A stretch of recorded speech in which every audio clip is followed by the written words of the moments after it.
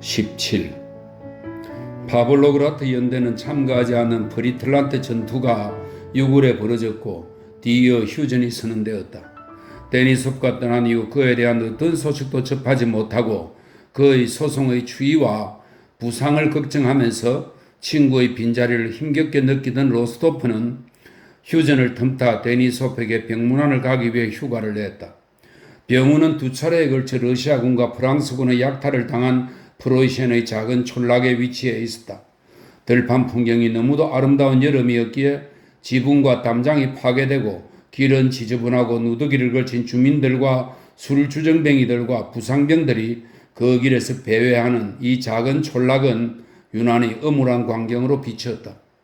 병원은 창과 창틀이 일부 깨진 석조 건물로 무너진 담장의 잔해가 나뒹구는 마당에 있었다.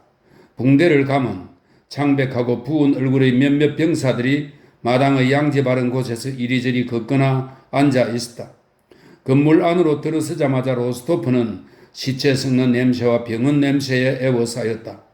계단에서 그는 입에 시가를 문 러시아인 군의관과 마주쳤다. 러시아인 간호장이 그 뒤를 따르고 있었다. 내가 한꺼번에 여러 일을 할 수는 없잖아. 의사가 말했다. 저녁에 마카르 알렉세예비치한테로 와. 난 거기 있을 거야. 간호장은 의사에게 또 무언가를 물었다. 에이 참 아는 대로 해. 어차피 마찬가지 아니야. 의사는 계단을 올라오는 로스토프를 보았다. 무슨 용무로 왔습니까? 의사가 물었다. 왜 왔나니까요?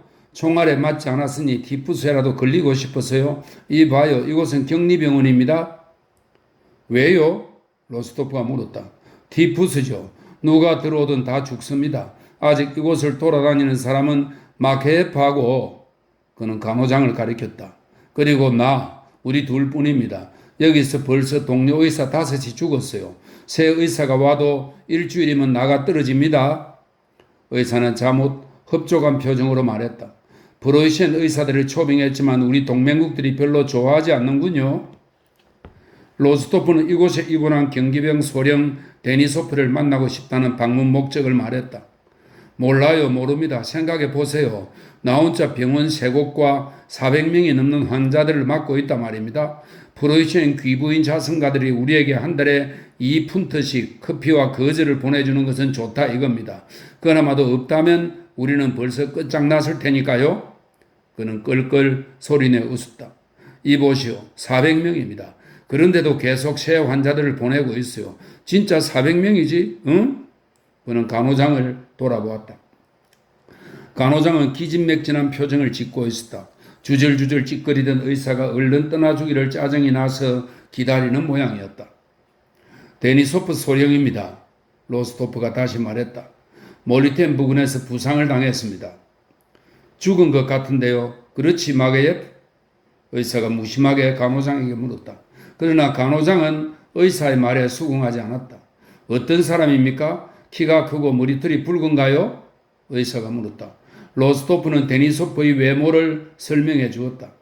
있었습니다. 그런 사람이 있었어요. 의사가 기쁜 듯이 말했다. 그 사람은 틀림없이 죽었습니다. 어쨌든 찾아보죠. 나한테 명부가 있습니다. 자네에게 있지 마케예프? 명부는 마카르 알렉세이치에게 있습니다. 간호장이 말했다. 장교들 병실로 가보십시오. 그곳에서 직접 확인하세요. 그는 로스토프를 돌아보며 이렇게 덧붙였다. 아이고 이보세요. 가지 않는 편이 좋습니다. 의사가 말했다. 당신도 그곳에 남게 될지 몰라요. 하지만 로스토프는 의사에게 작별 인사를 하고 간호장에게 안내해달라고 부탁했다. 빌어먹을 날 원망하지 말아요. 의사가 계단 아래서 외쳤다. 로스토프는 간호장과 함께 복도로 들었었다. 어두운 복도에는 병원 냄새가 너무 심해 로스토프는 코를 움켜쥐고 멈춰 서서 앞으로 나아가기 위한 힘을 모아야 했다. 오른쪽에서 문이 열리더니 야위고 누렇게 뜬 사람이 맨발에 속옷만 입고 목발을 짚은 채 얼굴을 쑥 내밀었다. 그는 문트랙이 되어 질투 어린 눈을 빛내면서 지나가는 사람들을 바라보았다. 문 안을 슬쩍 들여다본 로스토프는 병자들과 부상자들이 그곳 바닥에 집단과 외투를 깔고 누워있는 것을 목격했다. 여기는 뭔가? 그가 물었다. 병사들 병실입니다. 간호장이 대답했다. 손쓸 방도가 없습니다. 그가 변명하듯 덧붙였다. 들어가서 둘러봐도 되나? 로스토프가 물었다. 뭘 보시려고요? 간호장이 말했다. 그러나 간호장이 들여보내지 않으려는 기색이 뚜렷하다는 바로 그 이유로 로스토프는 굳이 병사들 병실에 들어갔다. 그 사이 복도에서 익숙해진 냄새가 이곳에서는 더 심하게 풍겼다. 이곳의 냄새는 다소 달랐다. 더 강렬해서 바로 여기에서부터 그 냄새가 시작되었음을 느낄 수 있었다. 큰 창문들로 햇빛이 환하게 비치는 긴 병실에 병자들과 부상자들이 벽 쪽에 머리를 두고 한가운데 통로를 남긴 채 두 줄로 누워 있었다. 대다수가 의식을 잃은 상태여서 들어온 사람들에게 주의를 돌리지 않았다. 의식 있는 사람들은 다들 몸을 약간 일으키거나 누렇게 뜬 여윈 얼굴을 들었다. 모두 도움에 대한 기대와 타인의 건강에 대한 hir랑과 질투가 어린 표정을 똑같이 지으며 로스토프에게서 눈을 떼지 않았다. 로스토프는 병실 한가운데로 가서 문이 활짝 열린 양옆의 병실을 들여다보았다. 양쪽 모두 똑같은 광경이었다. 그는 걸음을 멈추고 말없이 주위를 둘러보았다. 이런 광경을 보게 되리라고는 전혀 예상하지 못했다. 그의 바로 앞에는 머리를 단발로 깎은 것을 보아 가자끄인 듯한 병자가 가운데 통로를 거의 가로지르다시피 하며 맨바닥에 누워 있었다. 가자크는 고개를 젖힌 채 커다란 손발을 쭉 펴고 누워 있었다. 얼굴은 자주빛이 도는 붉은색이고 눈은 완전히 뒤집혀서 흰자위만 보이고 아직 붉은색을 띤 맨발과 손에는 혈관이 새끼줄처럼 붉어져 있었다. 그는 뒤통수로 마룻바닥을 쿵 치고 갈라진 목소리로 무언가 중얼거리고는 그 말을 되풀이하기 시작했다. 로스토프는 그가 하는 말에 귀를 기울여 그 말을 알아들었다. 물. 로스토프는 카자크를 제자리에 눕히고 그에게 물을 가져다 줄 사람을 찾아 주위를 두리번거렸다. 누가 이곳의 병자를 돌보고 있나? 그가 간호장에게 물었다. 그때 옆방에서 병원의 잡일을 하는 수송병이 나와 발을 구르며 로스토프 앞에서 차려 자세를 취했다. 건강을 기원합니다, 카카. 병사는 로스토프를 병원 책임자로 생각한 듯 그를 향해 눈을 부릅뜨며 외쳤다. 이 사람을 제자리에 눕히고 물을 가져다 줘. 로스토프가 카자크를 가리키며 말했다. 알겠습니다, 카카. 병사는 더욱더 눈을 부릅뜨고 몸을 쭉 펴며 그러나 자리에서 움직이지는 않은 채 기쁜 표정으로 말했다. 아니야, 넌 이곳에서 아무것도 못할 거야. 로스토프는 시선을 떨구고 잠시 생각에 잠겼다. 그는 벌써부터 밖으로 나가고 싶었지만 오른쪽에서 자신을 쏘아보는 의미심장한 시선을 느끼고 돌아보았다. 그의 맨 구석자리에 늙은 병사가 외투를 깔고 앉아 로스토프를 뚫어지게 바라보고 있었다. 누렇게 뜨고 해골처럼 야윈 얼굴에 엄한 표정이 어려있고 희끗한 특수염은 면도를 하지 않은 상태였다. 한 옆에서 늙은 병사의 이웃이 로스토프를 가리키며 그에게 뭐라고 속삭였다. 로스토프는 노인이 자신에게 청혼하려 한다는 것을 깨달았다. 그는 가까이 다가갔다가 노인의 다리가 한쪽만 접혀 있고 다른 쪽 다리는 무릎 윗부분부터 아예 없는 것을 보았다. 노인에게서 꽤 멀리 떨어진 곳에 머리를 뒤로 젖힌 채 꼼짝 않고 누운 또 다른 이웃은 들창코에 아직 주근깨가 덮인 얼굴이 밀랍처럼 창백하고 눈꺼풀 밑으로 흰 자위만 드러낸 젊은 병사였다. 로스토프는 들창코 병사를 보았다. 싸늘한 한기가 등줄기를 타고 흘러내렸다. 이 사람은 정말 그는 간호장을 돌아보았다. 벌써 얼마나 요청했는지 모릅니다. 늙은 병사가 아래턱을 들들 떨며 말했다.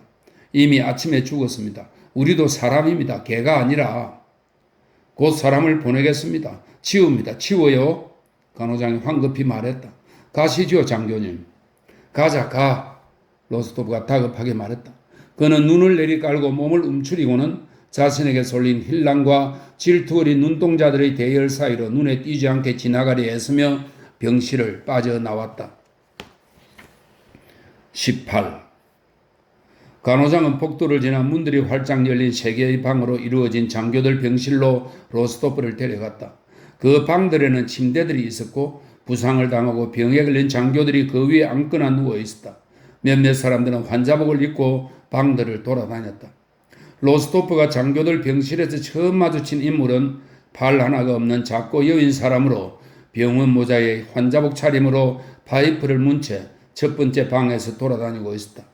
로스토프는 그를 바라보며 어디에서 보았는지 기억해내려고 애썼다. 하나님께서 우리가 만날 수 있게 당신을 이곳으로 이끄셨군요. 키 작은 남자가 말했다. 투신입니다. 기억납니까? 쉔그라멘 부근에서 당신을 태워줬는데요. 나 몸이 조금 잘려나가서요. 보다시피. 그는 씩 웃으면서 환자복의 빈 소매를 가리켰다. 바실리 드미트리치 데니소프를 찾아요? 같은 방을 씁니다. 그는 로스토프가 누구를 찾는지 알아차리고 말했다. 여기입니다. 여기. 투신이 왁자지껄 웃어대는 여러 목소리가 들려오는 다른 방으로 그를 이끌었다. 저 사람들이 큰 소리로 웃는 건 그렇다 치고 어떻게 이런 데서 살 수가 있을까? 로스토프는 생각했다. 그는 병사용 병실에서 맡은 시체 냄새를 아직도 느꼈고 양옆에서 그를 배웅하던 질투 어린 시선들과 눈동자가 뒤집힌 젊은 병사의 얼굴을 여전히 주위에서 보았다. 데니소프는 정오가 다 되어가는데도 머리까지 이불을 푹 덮어 쓴 채 침상에서 자고 있었다. 로스토프, 어서와, 반가워. 그는 연대에 있을 때와 똑같은 목소리로 외쳤다. 그러나 로스토프는 이 익숙한 허물없음과 활달함 뒤에 숨겨진 어떤 낯설고 불쾌한 감정이 데니소프의 표정과 억양과 말에서 고스란히 내비치는 것을 슬픈 마음으로 알아차렸다. 그의 상처는 별로 심하지 않았지만 그가 부상을 당한 지 벌써 6주가 지났는데도 여전히 아직 아물지 않았다. 얼굴은 병원에 있는 사람들과 똑같이 창백하고 퉁퉁 부어 있었다. 하지만 그런 것이 로스토프에게 충격을 안겨준 것은 아니었다. 로스토프는 데니소프가 자신이 온 것이 기쁘지 않은 듯 부자연스럽게 웃는 것에 놀랐다. 데니소프는 연대에 대해서도 전투의 전반적인 경과에 대해서도 묻지 않았다. 로스토프가 그의 얘기를 할 때 데니소프는 그의 말에 귀를 기울이지 않았다. 심지어 로스토프는 데니소프가 연대를 그리고 병원 밖에서 흘러가던 이런저런 자유로운 다른 생활을 떠올리게 될 때 불쾌해하는 것을 눈치챘다. 그는 이전의 삶을 잊으려 애쓰고 식량계 관리들과 얽힌 소송 사건에만 관심을 두는 것 같았다. 그 사건이 어떤 상황이 있는지 묻는 로스토프의 질문에 그는 즉시 베개 밑에서 위원회로부터 받은 서류와 그에 대한 자신의 답변 초안을 꺼냈다. 그는 문서를 읽기 시작하면서 생기를 띄었는데 특히 자신이 이 문서에서 적들을 향해 던지는 독설로 로스토프의 관심을 돌렸다. 자유로운 세상에서 새로운 인물이 로스토프를 에워싸고 있던 병원 동료들은 데니소프가 문서를 읽기 시작하자마자 흩어지기 시작했다. 로스토프는 그들의 얼굴을 보며 이 사람들이 이 이야기를 수차례나 질리도록 들었다는 것을 깨달았다. 다만 옆 침대의 뚱뚱한 장기병이 침울하게 찌푸린 얼굴로 파이프를 피우며 자기 침상에 앉아 있었고 한 팔을 잃은 키 작은 투시는 찬성하지 않는다는 표시로 고개를 저으며 계속 듣고 있었다. 읽는 도중에 장기병이 데니소프를 가로막았다. 내 생각에는 그는 로스토프를 돌아보며 말했다. 그냥 폐하께 사면을 청원해야 합니다. 요새 큰 포상이 있을 거라는 말이 떠돌던데요. 그러니 분명 사면될 겁니다. 날들을 폐하께 청원을 하라니. 데니소프는 예전의 힘과 격정을 부여하고 싶었지만 쓸데없는 과민함으로 들리는 목소리로 말했다. 뭐에 대해서? 만약 내가 강도라면 사면을 청하겠어. 하지만 난 강도들을 깨끗한 물로 끌어냈기 때문에 재판을 받는 거야. 재판하라고 해. 난 아무도 안 무서워. 난 차르와 조국을 정직하게 섬겼어. 도둑질하지 않았다고. 그런데 나를 강등시키고 그리고 들어봐. 난 그들에게도 아주 솔직하게 썼어. 이게 내가 쓴 거야. 만약 내가 관물 횡령자라면 두말할 것 없이 잘 썼어요.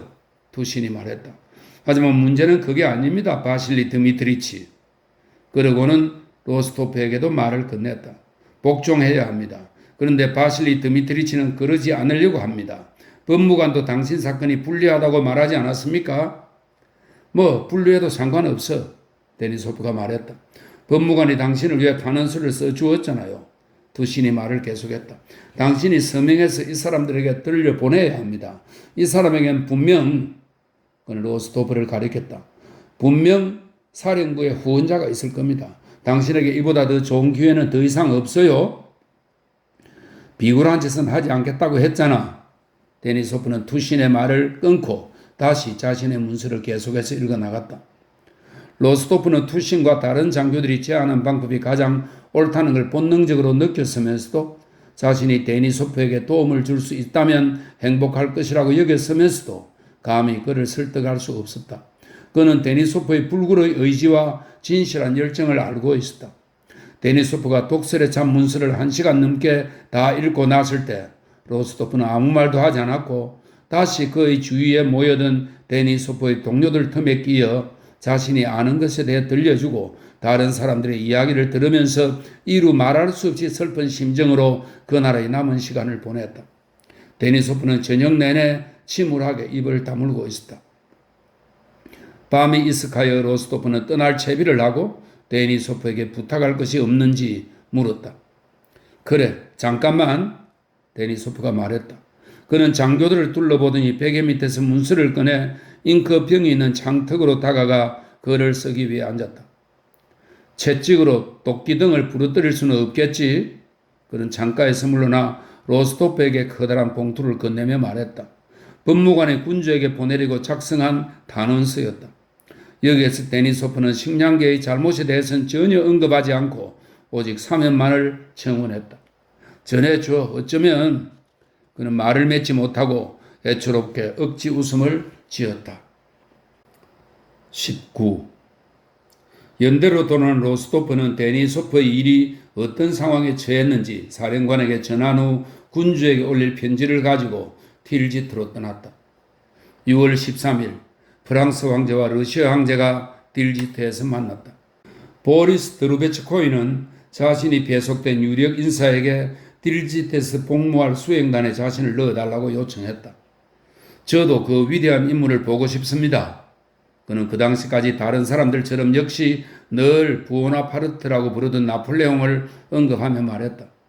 부오나파르트를 말하는 것이요? 장군이 빙그레 웃으며 그에게 말했다. 보리스는 장군을 의아하게 쳐다보고는 이내 그것이 농담조의 시험이라는 것을 깨달았다. 공장님, 저는 나폴레옹 황제에 대해 말씀드리는 겁니다. 그가 대답했다. 장군이 미소를 지으며 보리스의 어깨를 툭툭 쳤다. 자네는 분명히 출세할 거야. 장군은 이렇게 말하고 보리스를 데려갔다. 보리스는 황제들의 회담이 열리던 날 내만강에 있던 소수의 사람들 가운데 한 명이었다. 그는 모노그램이 붙은 뗏목들과 건너편 기슭을 따라 프랑스 근위대 옆으로 말을 몰고 지나가는 나폴레옹을 보았다. 내만강가의 술집에 앉아 나폴레옹이 도착하길 묵묵히 기다리던 알렉산드로 황제의 수심 어린 얼굴도 보았다.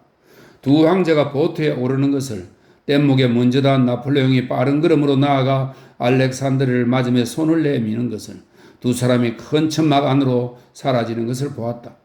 최상류 사회에 들어온 이래 보리스는 주위에서 일어나는 일을 유심히 관찰하고 기록하는 습관을 들였다. 딜지트 회담 때는 나폴레옹과 함께 온 인물들의 이름과 그들이 걸친 제복에 대해 이것저것 묻고 고위층 인사들이 하는 말을 주의 깊게 들었다. 황제들이 큰 천막에 들어간 바로 그 순간 그는 시계를 보았고 알렉산드르가 천막에서 나오던 때도 잊지 않고 시계를 보았다. 회담은 1시간 53분 동안 이어졌다. 그날 밤 그는 자신이 생각하기에 역사적 의미를 띤 다른 사실을 틈에 그것도 기록해 두었다. 황제의 수행단이 아주 소수였던 탓에 군 복무에서 성공을 소중히 하는 사람에게는 두 황제의 회담 때 틸지트에 있는 것이 매우 중요한 일이었다. 그래서 틸지트에 갈 기회를 얻은 보리스는 그 이후로 자신의 지위가 완전히 공고해졌음을 느꼈다. 그는 사람들에게 알려졌을 뿐 아니라 눈에 익은 사람이 되었다. 임무를 수행하기 위해 2번 직접 군주를 대면해서 군주가 그의 얼굴을 알았다. 그래서 모든 척근들이 예전처럼 그를 새로운 얼굴로 여겨 멀리하기는커녕 그가 웃으면 깜짝 놀랄 정도가 되었다. 보리스는 다른 부관인 폴란드 백작 질린스키와 함께 지냈다. 파리에서 교육받은 질린스키는 부유했고 프랑스인들을 열렬히 좋아했다. 그래서 틸지트에 체류하는 동안 근위대와 프랑스 군사령부의 장교들이 거의 매일 정찬과 오찬 자리에 모였다. 6월 24일 밤에 보리스와 함께 지내는 질린스키 백작이 프랑스인 지인을 위해 밤참을 마련했다. 그 자리에는 나폴레옹의 부관 한 사람이 귀빈으로 오고 프랑스 근위대 장교 몇 명과 프랑스의 유수 깊은 귀족 가문 출신으로 나폴레옹의 시동이 된 소년도 왔다. 바로 이날 로스토프는 사람들의 눈을 피하기 위해 평복 차림으로 어둠을 틈타 틸지트에 도착하여 질린스키와 보리스의 숙소에 들어갔다. 로스토프가 떠나온 군 전체에 걸쳐 그랬듯이 나폴레옹 및 프랑스인들과의 관계를 적에서 친구로 바꾼 군사령부와 보리스의 내면에서 일어난 그런 대변혁은 로스토프의 내면에 아직 일어나지 않았다. 군에서는 보나파르트와 프랑스인들에게 적개심과 경멸과 두려움이 뒤섞인 이전의 감정을 여전히 계속 느끼고 있었다. 불과 얼마 전에 로스토프는 플라토프의 카자크 장교와 이야기를 나누다가 만약 나폴레옹이 생포되면 군주가 아닌 범죄자로 다루어야 한다고 주장했다. 또 얼마 전 부상당한 프랑스군 연대장과 길에서 마주쳤을 때도 로스토프는 합법적인 군주와 범죄자 보나파르트 사이에는 평화조약이 체결될 수 없다고 주장하며 열을 올렸다. 그랬던 만큼 보리스의 숙소에서 로스토프는 정면 방어선에서 완전히 다른 식으로 보는데 익숙해 있던 바로 그 군복을 입은 프랑스 장교의 모습에 묘한 충격을 받았다. 문에서 고개를 쑥 내민 프랑스 장교를 보자마자 적을 볼 때면 늘 경험하던 전시의 적대적인 감정이 갑자기 그를 사로잡았다. 그는 문지방에 서서 러시아어로 이곳이 드루베츠코의 숙소인지 물었다. 현관에서 들려온 낯선 목소리에 보리스가 그 목소리를 향해 나왔다. 로스토프를 알아본 첫 순간 보리스의 얼굴에는 짜증난 표정이 떠올랐다. 아, 너구나. 정말 반가워. 너를 보니 정말 반가워. 하지만 그는 미소 띤 얼굴로 로스토프에게 향하며 말했다. 그러나 로스토프는 그의 첫 움직임을 눈치챘다. 내가 안 좋은 때 온 모양이네. 그가 말했다. 딱히 올 생각이 없었는데 볼 일이 있어서 말이야. 그는 차갑게 말했다. 아니야. 너가 연대를 떠나온 것이 놀라울 뿐이야. 곧 가겠습니다. 그는 자신이 부르던 목소리에 대답했다. 내가 안 좋은 때에 온 게 맞네. 로스토프가 다시 말했다. 보리스 얼굴에서 불쾌한 표정은 이미 사라졌다. 아마도 어떻게 해야 할지 곰곰이 생각하고 결론을 내린 듯 특유의 침착한 태도로 로스토프의 팔을 잡고 옆방으로 데려갔다. 차분하고 단호하게 로스토프를 바라보던 보리스의 눈동자에는 무언가가 드리워져 있는 듯 했다. 마치 어떤 덮개가 집단의 파란색 안경이 씌워진 것 같았다. 로스토프에겐 그렇게 보였다. 아, 그만 부탁이야. 너가 안 좋은 때 온다는 건 있을 수 없는 일이야? 보리스가 말했다. 보리스는 그를 저녁 식사가 차려진 방으로 데려가서 이름을 말하고 문관이 아닌 경기병 장교로 자신의 오랜 친구라고 소개한 다음 손님들과 인사하게 했다. 질린스키 백작, N, 백작, S, 대위. 보리스는 손님들의 이름을 알려주었다. 로스토프는 얼굴을 찌푸린 채 프랑스인들을 쳐다보며 마지못해 인사하고는 침묵을 지켰다. 질린스키는 이 새로운 러시아인을 자신의 모임에 받아들인 것이 달갑지 않은 듯 로스토프에게 아무 말도 하지 않았다. 보리스는 새로운 인물의 출연으로 생긴 거북함을 알아차리지 못한 듯 로스토프를 맞이할 때와 똑같이 기분 좋은 침착한 태도와 무언가가 드리워진 듯한 눈으로 대화에 활기를 부어넣으려고 애썼다. 프랑스인 중 한 사람이 흔히 볼 수 있는 프랑스식의 정중한 태도로 고집스럽게 침묵을 지키는 로스토프에게 말을 걸며 혹시 황제를 보기 위해 틸지트에 온 것이냐고 물었다. 아닙니다. 용무가 있었어요. 로스토프는 짧게 대꾸했다. 보리스 얼굴에서 불만이 보이자 로스토프는 그적시 기분이 나빠졌다. 그리고 기분이 안 좋은 사람들에게 늘 그렇듯이 그는 모두가 자신을 적이 어린 눈으로 쳐다보고 있고 자신이 모두를 방해하고 있다고 느꼈다. 실제로 그는 모두에게 방해가 되었고 새로 시작된 공통의 대화에서 혼자 동떨어져 있었다. 그런데 저 사람은 왜 여기 앉아 있는 거야? 손님들이 그에게 던지는 시선은 그렇게 말하고 있었다. 그는 자리에서 일어나 보리스에게 다가갔다. 아무래도 내가 늘 불편하게 하는 것 같아? 로스토프가 보리스에게 나직이 말했다. 잠깐 조용한 곳으로 가서 이야기 좀 하자. 그러고 나서 난 갈게. 아, 아니야. 전혀 그렇지 않아. 보리스가 말했다. 피곤하면 내 방으로 가자. 누워서 좀 쉬어. 사실 두 사람은 보리스가 자는 작은 방으로 갔다. 로스토프는 앉지도 않고 마치 보리스가 무슨 잘못이라도 저지른 것처럼 즉시 흥분한 어조로 데니소프의 사건을 이야기하면서 장군을 통해 데니소프에 대해 군주에게 탄원을 하고 또 그를 통해 편지를 전달할 용의가 있는지 또 그렇게 하는 것이 가능한지 물었다. 단둘이 있게 되었을 때 로스토프는 난생 처음 보리스의 눈을 바라보며 어색해하는 자신을 발견했다. 보리스는 다리를 꼬고 왼손으로 오른손의 가느다란 손가락을 어루만지며 마치 부하의 보고를 듣는 장군처럼 로스토프의 말을 듣고 있었다. 그는 시선을 피하기도 하고 장막을 친 듯한 눈길로 로스토프의 눈을 똑바로 쳐다보기도 했다. 그럴 때마다 로스토프는 거북해서 눈을 내리깔았다. 그런 종류의 사건에 대해서 들은 적이 있어. 내가 알기로 폐하는 그런 경우에 매우 엄격하셔. 난 그 문제를 폐하께까지 전할 필요가 없을 거라고 생각해. 내 생각엔 군당장에게 곧장 청혼하는 편이 나을 것 같은데, 하지만 대체로 내가 생각하기에는 그러니까 넌 아무것도 하고 싶지 않다는 거구나. 그럼 그렇다고 말해. 로스토프는 보리스의 눈을 쳐다보지 않고 고함을 치다시피 했다. 보리스는 빙그레 웃었다. 천만에 난 내가 할 수 있는 것을 할 거야. 다만 내가 생각하기에는 그때 문에서 보리스를 부르는 질린스크의 목소리가 들려왔다. 가, 어서 가봐. 로스토프가 말했다. 그는 저녁 식사를 거절하고 작은 방에 혼자 남아서 오랫동안 방 안을 이리저리 걸으며 옆방에서 흘러나오는 유쾌한 프랑스어에 귀를 기울였다. 20. 로스토프는 데니소프를 위한 청혼을 하기에 가장 안 좋은 때 틸지트에 왔다. 그는 연미복을 입은 데다 상관의 허가 없이 틸지트로 와서 당직 장군을 직접 찾아갈 수 없었다. 한편 보리스는 설령 도와줄 마음이 있었다 해도 로스토프가 도착한 다음 날에는 그 일을 할 수 없었다. 그날 6월 27일 평화조약의 첫 조항들이 체결되었다. 두 황제는 훈장을 교환했다. 알렉산드르는 레지옹 도네르 훈장을, 나폴레옹은 안드레이 1급 훈장을 받았다. 그리고 그날은 프랑스 근위대대가 프레오 브라젠스키 대대를 위해 베푸는 만찬이 예정되어 있었다. 두 군주는 이 연회에 참석해야 했다.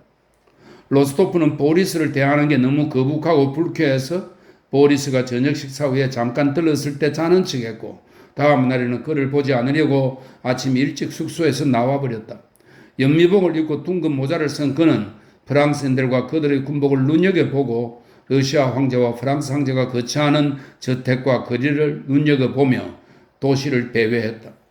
광장에서는 테이블을 배치하고 만찬을 준비하는 광경을 보았고 거리에서는 러시아색과 프랑스색 깃발들을 걸어놓은 휘장들이며 A와 N의 거대한 모노그램을 보았다. 집들의 창문에도 깃발과 모노그램이 붙어 있었다. 보리스는 나를 돕고 싶어 하지 않아. 나도 그에게 부탁하고 싶지 않고 이 문제에 대해서는 답이 나왔어. 니콜라이는 생각했다. 우리 사이의 일은 다 끝났어. 하지만 데니소프를 위해 내가 할 수 있는 일을 다 해보지도 않고 무엇보다 폐하께 편지를 전해보지도 않고 이곳을 떠나지는 않겠어. 폐하께? 여기 계시잖아.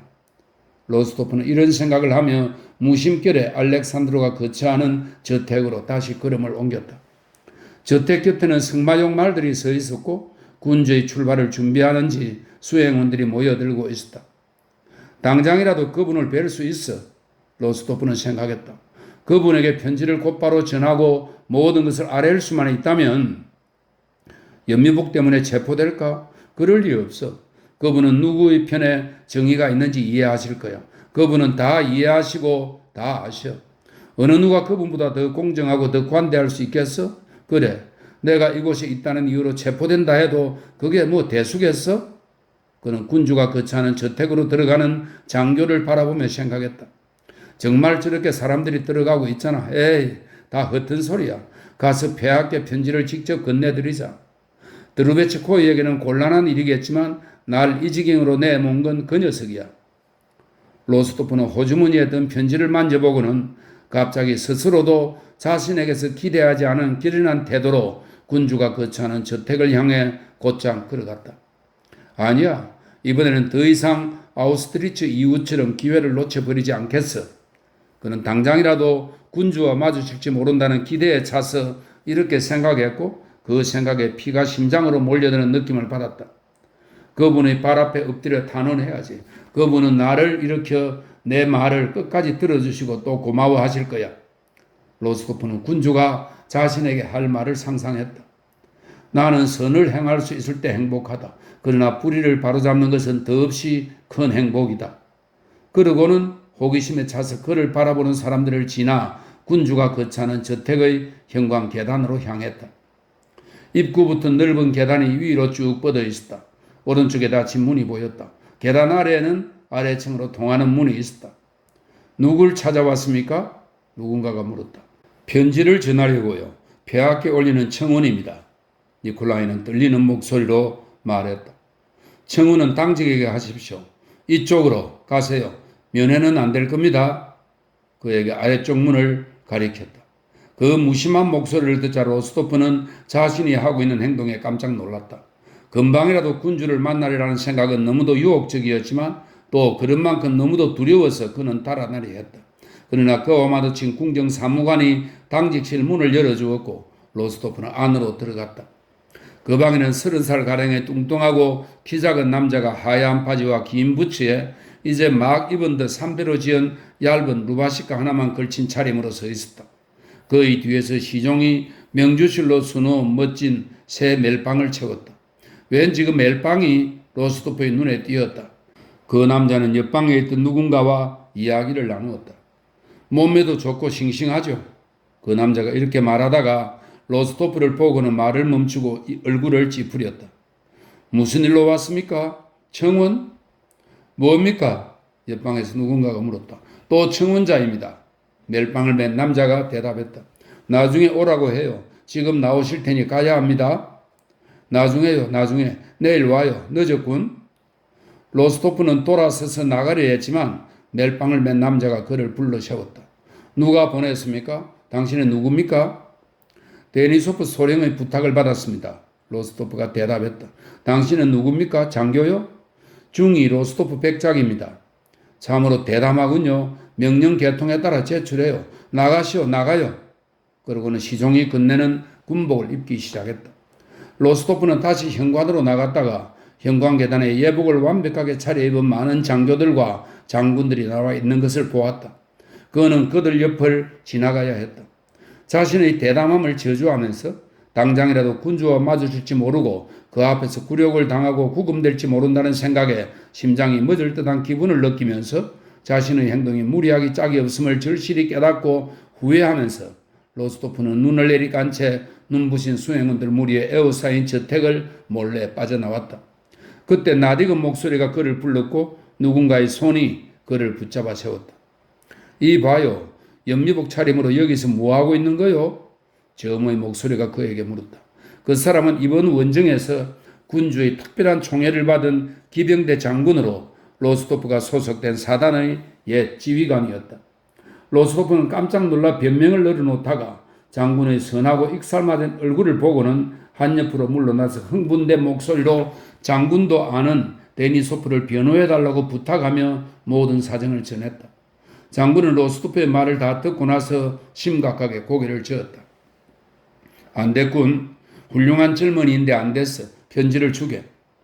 로스토프가 막 편지를 전하자마자 계단에서 빠른 발소리와 박차 소리가 울렸다. 장군은 로스토프 곁을 떠나 현관 계단 쪽으로 움직였다. 군주의 수행원들이 계단을 달려 내려와 말들에게 갔다. 아우스트리츠에도 왔던 조마사 에네가 군주의 말을 끌고 왔고 계단에서 가볍게 삐걱대는 발소리가 들렸다. 로스토프는 그 발소리가 누구의 것인지 알아차렸다. 눈에 띌 위험도 잊은 채 로스토프는 주민들 가운데 호기심 강한 몇몇 사람과 함께 현관 계단까지 다가가 자신이 흠모하는 그 용모, 그 얼굴, 그 시선, 그 걸음걸이, 그 위대함과 온화함의 결합을 두 해 만에 다시 보았다. 그러자 군주를 향한 환희와 사랑의 감정이 예전과 똑같은 힘으로 로스토프의 영혼 속에서 되살아났다. 군주는 브레오브라젠스키 연대의 군복에 하얀 가죽 바지를 입고 긴 부츠를 신고 로스토프는 모르고 있던 별 모양 훈장, 레지오 도네르 훈장을 단 채 겨드랑이에 모자를 끼고 한쪽 장갑을 끼면서 현관 계단으로 나왔다. 그는 걸음을 멈추고 주위를 둘러보며 자신의 눈빛으로 주변의 모든 것을 환하게 밝혔다. 그는 한 장군에게 몇 마디 말을 건넸다. 로스토프의 옛 사단장도 알아보고는 미소를 지으며 가까이 불렀다.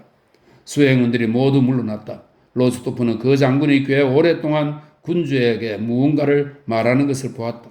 군주는 그에게 몇 마디 말을 하고 말에 오르기 위해 걸음을 뗐다. 수행은 무리와 로스토프가 끼어있던 거리의 군중이 다시 군주 쪽으로 다가갔다.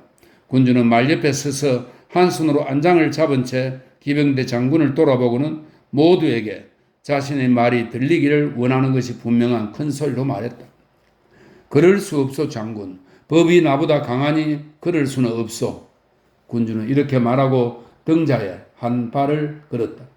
장군은 공손히 고개를 숙였고 군주는 말에 올라 거리를 질주했다. 로스토프는 환희에 어쩔 줄 몰라 하며 군중과 함께 그를 뒤따라 달렸다.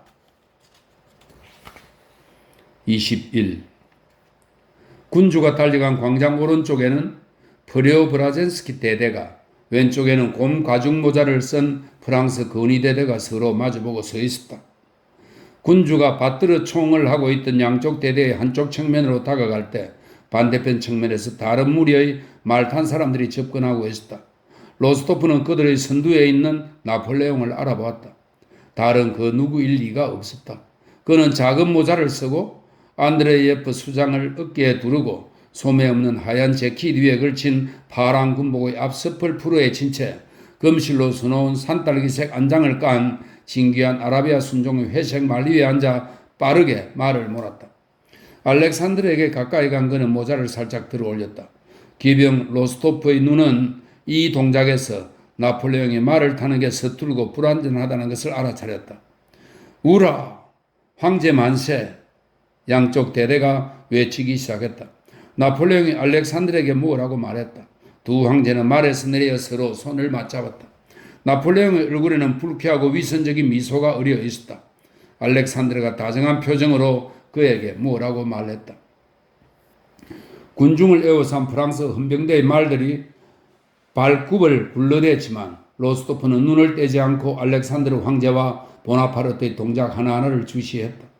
알렉산드르가 보나파르트와 동등한 사람으로 행동하는 모습, 보나파르트가 군주와의 이런 친밀한 관계는 자신에게 자연스럽고 익숙한 일이라는 듯 전혀 거리낌 없이 동등한 입장에서 자르를 대하는 모습은 그에게 예상치 못한 충격을 주었다.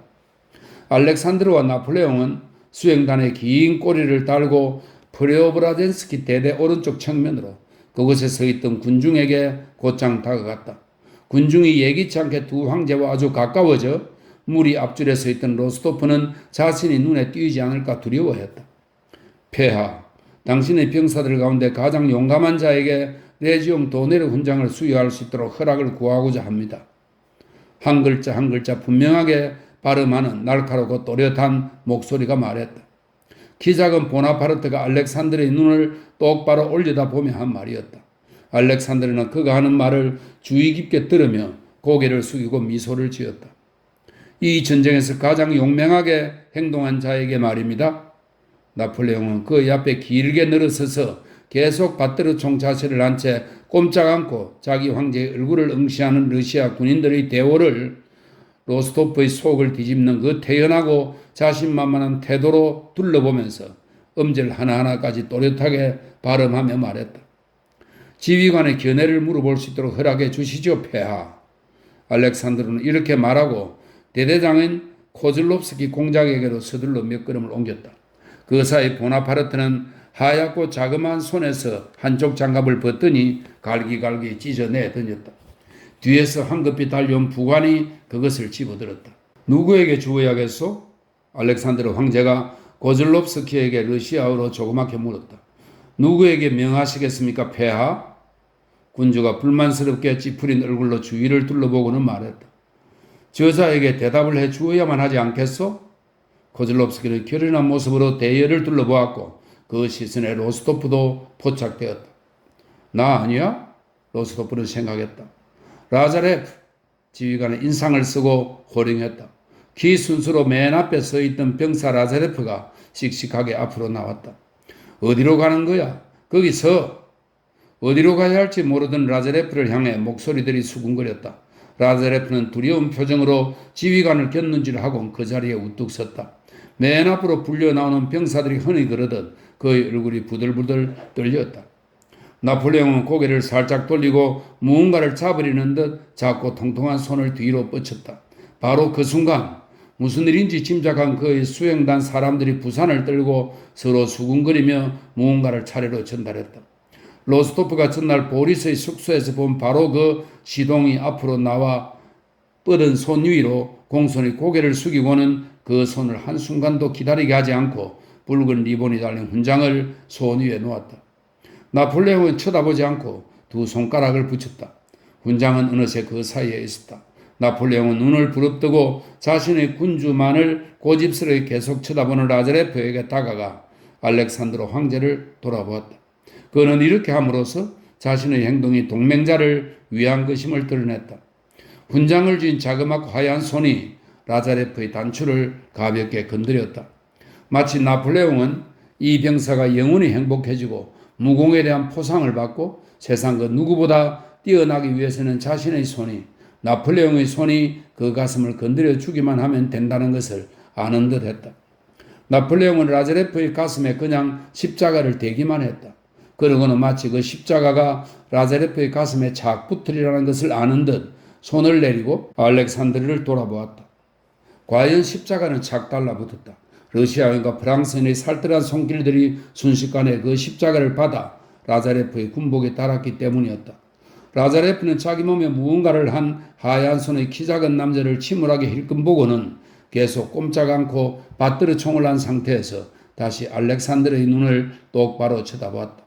계속 서 있어야 하는지 아니면 이제 돌아가라거나 혹은 아마 또 무언가를 하라고 명령을 내릴 것인지 마치 알렉산드르에게 묻는 듯 했다. 그러나 그는 아무런 명령도 받지 못한 채 꽤 오래 부동자세로 서 있었다. 두 군주는 말을 타고 떠났다. 프레오브라젠스키 대대의 병사들은 대오를 풀고 프랑스 근위대 병사들과 섞여 그들을 위해 차려진 테이블 앞에 앉았다. 라자레프는 상석에 앉았다. 러시아 장교들과 프랑스 장교들이 그를 끌어안고 축하해주며 악수를 청했다. 장교들과 일반인들이 라자레프를 보기 위해 무리를 지어 다가왔다. 프랑스어와 러시아어로 왁자지껄 떠들고 호탕하게 웃는 소리가 광장 테이블 주위를 떠돌았다. 얼굴이 벌겋게 달아오른 두 장교가 유쾌하고 행복한 모습으로 로스토프의 곁을 지나갔다. 어이, 정말 대단한 환대이지 않아? 전부 은으로 된 식기야. 한 장교가 말했다. 라자레프 봤나? 봤지. 내일은 프레오브라젠스키 대대가 대접할 거라던데? 아니, 라자레프 같은 녀석에게 그는 엄청난 행운이 오더니 말이야. 1200프랑의 종신연금이야. 이보게들, 이런 게 군모라네? 프라우브라젠스키 대대의 한 사람이 털이 북실북실한 프랑스군 군모를 쓰며 외쳤다. 정말 근사해. 멋져. 자네 암호 들었나? 근위대의 한 장교가 다른 장교에게 말했다. 그저께는 나폴레옹, 프랑스, 용맹이었고 어제는 알렉산드르, 러시아, 위대함이었어. 하루는 우리 폐하가 암호를 내고 또 하루는 나폴레옹이 내는 거지. 내일은 폐하께서 프랑스 근위대의 가장 용맹한 자에게 게오르기 훈장을 하사하실 거야. 어쩔 수 없지. 똑같이 보답해야 하니까. 보리스도 동료 질린스키와 함께 프레오브라젠스키 대대의 연회를 보러 왔다. 돌아가는 길에 보리스는 어느 집의 한 구석에 서 있던 로스토프를 발견했다. 어이 로스토프, 서로 얼굴도 못 봤군. 보리스는 로스토프에게 말을 건네며 그에게 무슨 일이 있었는지 묻지 않을 수 없었다. 로스토프의 얼굴이 이상할 정도로 침울하고 낙담한 기색을 띠었기 때문이다. 아무것도 아니야, 아무것도. 로스토프가 대꾸했다. 들를 거지? 그래, 들를게. 로스토프는 연애를 즐기며 흥청거리는 사람들을 멀리서 바라보며 오랫동안 지 모퉁이에 서 있었다. 머릿속에선 자신이 도저히 끝맺을 수 없던 고통스러운 노동이 벌어지고 있었다. 영혼 속에 무시무시한 의욕이 일었다. 표정이 변하고 고분고분해진 데니소프의 모습이며 잘린 팔다리와 불결함과 질병으로 꽉 찬 병원 모습이 그의 뇌리에 떠올랐다. 시체에서 풍기던 병원 냄새가 생생하게 떠올라 그 냄새가 어디에서 나는지 알아내기 위해 주위를 둘러보기까지 했다. 스스로에게 흐뭇해하는 하얗고 조그만 손을 가진 보나파르트가 떠오르기도 했다. 그는 이제 황제였고 알렉산드로 황제에게 사랑과 존경을 받고 있다. 잘려나간 팔다리와 목숨을 잃은 사람들은 도대체 무엇을 위해 싸운 것인가? 포상을 받은 라자레프와 처벌을 받고 용서받지 못한 데니소프가 떠오르기도 했다. 그는 자신을 놀라게 하던 그런 이상한 생각들에 빠져 있었다. 프레오브라젠스키 대대를 위해 마련된 음식 냄새와 허기가 그를 이 같은 상태에서 일깨웠다. 떠나기 전에 뭐라도 먹어야 했다. 그는 아침에 본 호텔로 향했다. 호텔에는 일반인을 비롯해 그와 마찬가지로 평복을 입고 온 장교들이 너무 많아서 그는 간신히 식사를 할 수 있었다. 로스토프와 같은 사단에 있는 장교 2명이 그와 합석했다. 대화는 자연스럽게 평화조약에 이르렀다. 군의 대다수가 그렇듯이 로스토프의 동료 장교들은 프리틀란트 이후에 체결된 평화조약을 불만스러워했다. 그들은 자기들이 좀 더 버텼으면 나폴레옹이 무너졌을 것이라고, 그의 군대는 금방도 탄약도 이미 다 떨어졌다고 말했다. 니콜라이는 말없이 먹으며 술을 들이켰다. 그는 혼자 포도주를 2병 마셨다. 그의 안에서 일어난 내적 노동이 여전히 해결되지 않은 채 그를 괴롭혔다. 그는 자기 생각에 빠져드는 것이 두려웠지만 도저히 떨칠 수 없었다. 프랑스인을 보면 모욕을 느낀다고 한 장교의 말에 로스토프가 얼토당토않게 흥분해서 소리치는 바람에 장교들이 몹시 놀랐다. 무엇이 더 나을지 당신들이 어떻게 판단할 수 있습니까? 그는 갑자기 피가 쏠린 얼굴로 외쳤다. 어떻게 당신들이 폐하의 행동에 대해 판단할 수 있습니까? 우리가 무슨 권리로 이러쿵저러쿵 따진다 말입니까? 우리는 폐하의 목적도 행동도 헤아릴 수 없지 않습니까? 아니, 난 폐하에 대해서는 단 한마디도 안 했어요. 로스토프가 취해서 그런 것이라고 밖에 그의 흥분을 달리 이해할 수 없었던 장교가 변명했다. 하지만 로스토프는 그의 말을 듣지 않았다. 우리는 외교관이 아닙니다. 우리는 군인이고 더 이상은 아무것도 아닙니다. 그는 계속 말했다. 우리는 죽으라고 명령하면 죽어야 합니다. 처벌이 내려진다면 그것은 곧 우리한테 죄가 있다는 뜻입니다. 판단하는 것은 우리가 아닙니다. 황제 폐하께서 보나파르트를 황제로 인정하고 그와 동맹을 체결하고자 하시면 응당 그렇게 되어야 합니다. 우리가 모든 것을 판단하고 논하기 시작하면 신성한 것은 하나도 남지 않을 겁니다. 그런 식으로 하다가는 우리는 하나님도 없고 아무것도 존재하지 않는다고 말하게 될 겁니다. 니콜라이는 테이블을 꽝 치며 동석자들의 견해로 보았을 때는 너무나 엉뚱하게, 그러나 그의 생각의 흐름으로 보았을 때는 아주 논리정연하게 부르짖었다. 우리의 일은 자신의 임무를 수행하는 것, 적을 베고 생각하지 않는 것입니다. 그게 전부입니다. 그가 말을 맺었다. 그리고 마시는 것이지. 다투고 싶지 않았던 한 장교가 말했다. 그래요. 그리고 마시는 겁니다. 니콜라이가 맞장구를 쳤다. 어이 이봐, 한 병 더. 그가 고함을 쳤다.